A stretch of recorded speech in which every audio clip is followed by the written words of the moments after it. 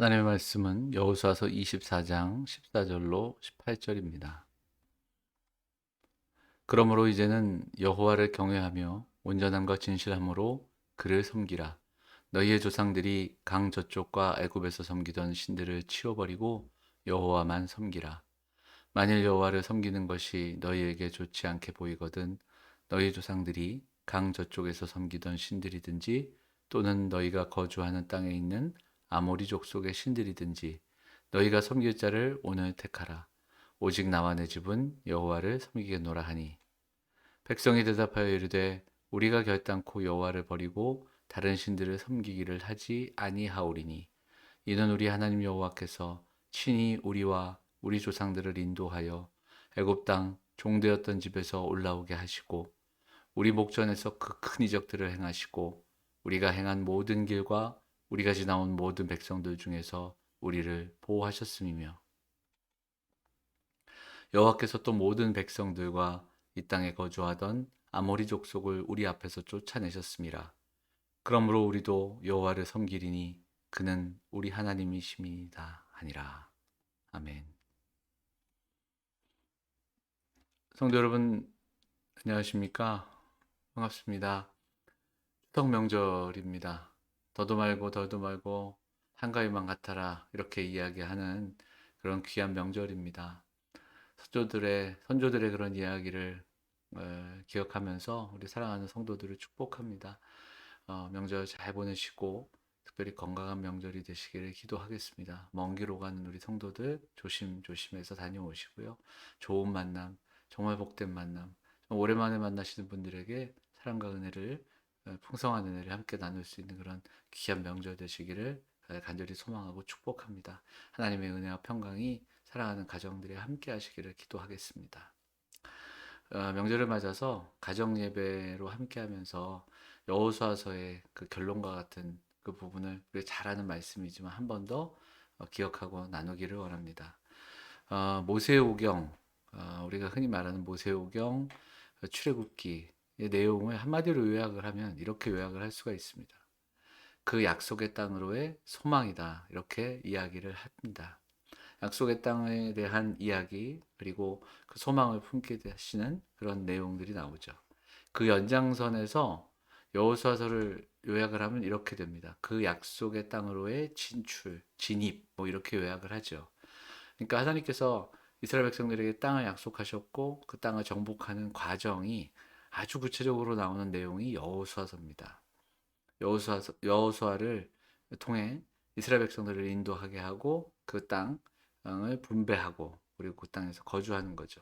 자, 그러면 여호수아서 뒤에 나오는 사사기를 보면 그 약속의 땅에서의 거주가 시작이 되는 겁니다. 이렇게 하나씩 말할 수 있는데요. 여호수아서는 아까 말씀드렸듯이 그 약속의 땅으로의 진출입니다. 그리고 여호수아의 마지막 부분은 정복 전쟁이 끝나고 그 진출과 또 땅의 분배가 끝난 이후 여호수아가 유언을 남기는 장면이 여호수아서 23장과 24장의 내용입니다. 자, 그 중요한 것은 땅이 없었던 광야에서보다 땅을 얻은 가나안에서의 삶이 더 쉽지 않다는 겁니다. 사실 생각을 해보면 광야의 삶이 더 힘들어야 되는데 가나안 땅에 들어와 분배가 시작되고 땅을 분배받고 살아가는 삶도 역시 마찬가지가 아닙니다. 다툼이 있고 전투가 있는 땅을 지나서 삶의 현실이 딱 놓여지니까 더 쉽지 않은 하루하루의 어려운 삶을 살아가죠. 그러니까 광야에서 소망을 가지고 나아갈 때만 해도 그리고 그 땅에 들어와서 어려운 전투를 하나씩 하나씩 할 때만 해도 참 이제 이 전투가 끝나면 우리는 잘 살겠구나. 또 하나님만을 섬기며 살아야지 그랬습니다. 근데 땅을 차지하고 정착이 시작되고 또 좀 더 편안한 삶, 안락한 삶을 살아가게 되는 삶의 현장이 시작되면서 그 땅에 이방인들이 남겨놓은 문화와 그리고 또한 우상 숭배 그리고 여러 가지 삶의 잔재들이 있었습니다. 그런 상황에서 하나님만 섬기면 안 될 것 같은 그런 현실도 부딪히게 되는 거죠. 그것이 바로 이스라엘 백성들의 현실이었습니다. 믿음의 길이 참 쉽지 않습니다. 고난이 있어서 힘들다? 이것만이 아닙니다. 아픔이 있고 문제가 있을 때는 오히려 어디 의지할 데가 없으니까 하나님을 의지하죠. 그런데 평탄하고 또 우리가 얼마든지 선택할 수 있는 삶의 기로, 선택의 기로에 있어서 더 많이 갖고 더 많이 누리고 더 높은 곳으로 올라가는 그런 순간순간의 선택들이 우리를 더 힘들게 하는 겁니다. 호기심과 또 자극적인 것과 내 욕망을 자극하는 사회의 수많은 유혹 앞에서 이 정도면 뭐 눈 한번 딱 감으면 이런 식의 선택들이 놓여질 때 정말 믿음의 길을 지켜내는 것이 더 어렵다는 것을 생각하게 됩니다. 그 복잡한 현실에 놓여진 후손들을 바라보면서 여호수아가 지금까지 왔던 길들을 돌아볼 때 여호수아가 이렇게 보니까 후손들이 더 힘들겠는 거예요. 저들은 이렇게 복잡한 삶 속에서 어떤 선택을 하며 또 어떤 믿음의 길을 걸어갈 수 있을까? 그러면서 들려주는 이야기가 여호수아서 23장과 24장의 이야기입니다. 그렇기 때문에 복잡한 우리 삶의 모습들 속에서 우리도 우리 이야기가 우리에게 적용이 될 수 있겠죠. 여호수아서를 연구하는 학자 중에 캠벨이라는 학자 여호수아서를 이렇게 요약합니다. No time for neutrality. 이게 neutrality라는 게 이게 중립이라는 뜻이 있는데요. 결국은 중립에 서 있을 시간이 없다. 뭐 이런 뜻으로 해석이 되고요. 이걸 조금 더 쉽게 하자면 어중간한 자리에서 방황할 시간이 없다는 겁니다.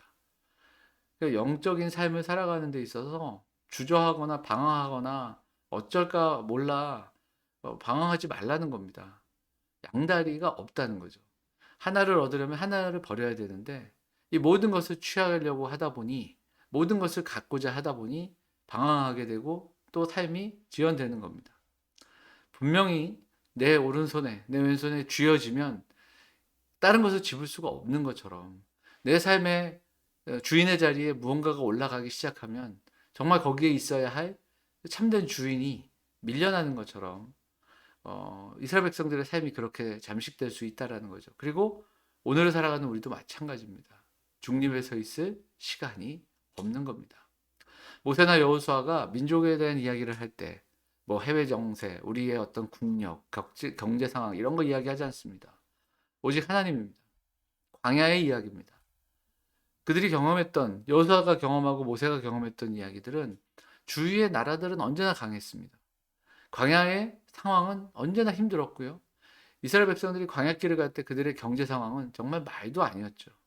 항상 현실은 어렵고 또 힘들었습니다. 하지만 그런 상황 가운데도 하나님을 붙들며 나아갈 때 그들을 견고케 하시는 분은 항상 하나님이셨습니다.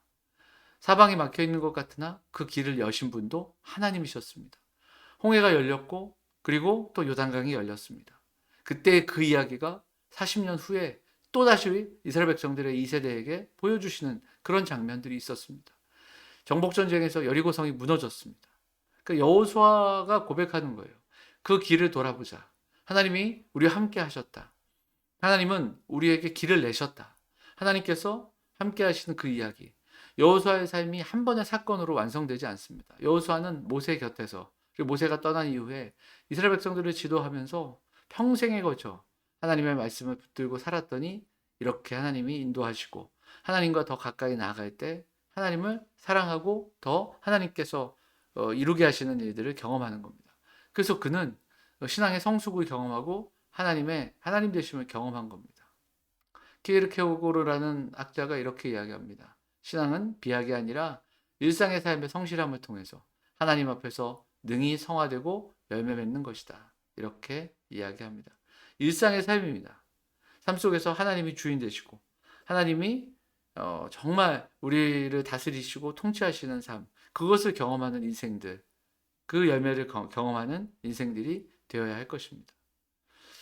사랑하는 성도들의 삶의 태도가 바로 이렇게 여호수아의 고백처럼 그렇게 서기를 원합니다.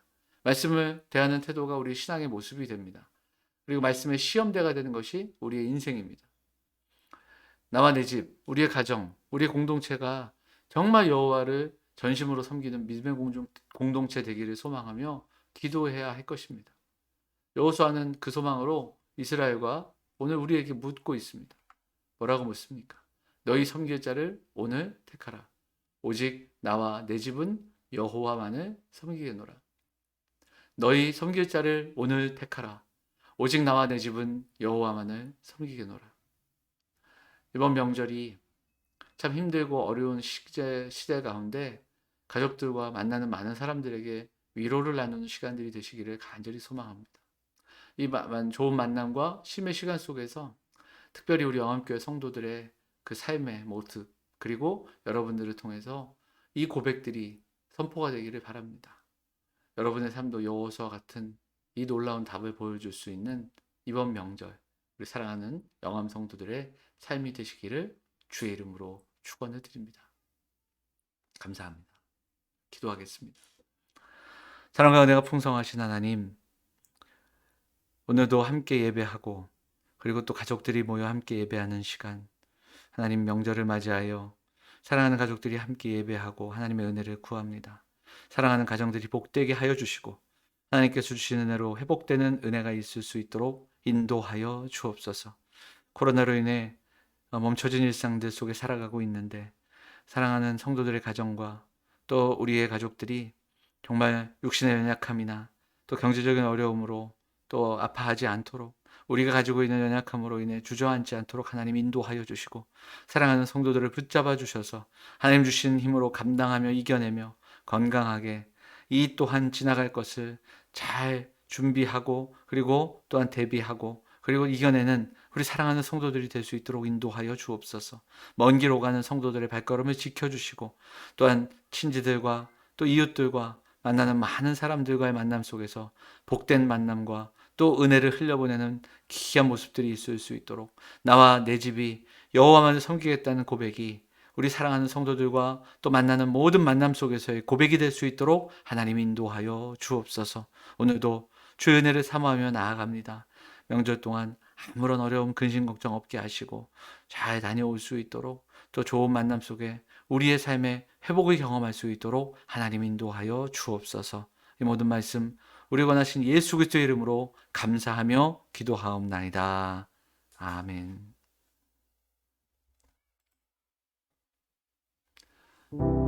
네, 성도 여러분 고맙습니다. 명절 잘 보내시고요. 가족들과 함께 즐거운 시간 되시고요. 풍성하고 또 기쁨이 많은, 감사가 많은 이번 한가위 명절 되시길 바랍니다. 먼 길 오가시는 우리 성도들은 안전하게 조심해서 잘 다녀오시고 또 우리는 다음 주일날 뵙도록 하겠습니다. 다시 한번 명절 축하드리고 명절 잘 보내시고 즐거운 명절 되시기를 기도하도록 하겠습니다. 감사합니다.